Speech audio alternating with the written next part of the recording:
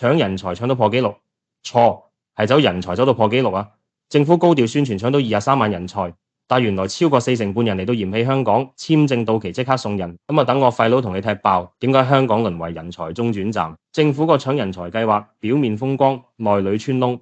最新數據顯示，所謂高端人才通行證計劃續簽率得55%，即係每2個嚟1個走，仲威水過咩？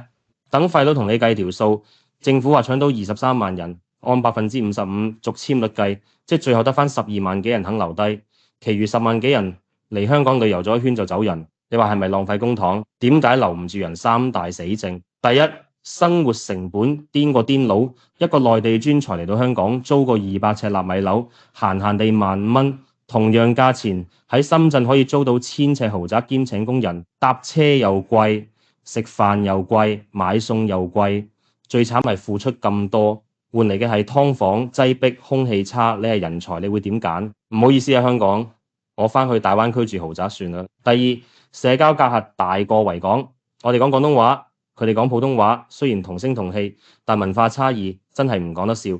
政府淨係識搶人過嚟，但有冇幫佢哋搞下社區活動？有冇語言交流班？冇啊嘛。結果班人才嚟到放假，淨可以對住4幅牆，連個吹水朋友都冇。第三，政策離地過離島，政府而家瘋狂放寬非本地生名額，大學由40%加到50%，連中學、小學都話要收多啲，但係宿舍唔夠啊嘛。結果班學生逼住出嚟租樓，扯高晒大學區租金，連本地學生都受害。你話係咪攞嚟搞？最離譜係投資移民計劃，門檻由5000萬降到3000萬，表面吸引資金，實際又係益地產商。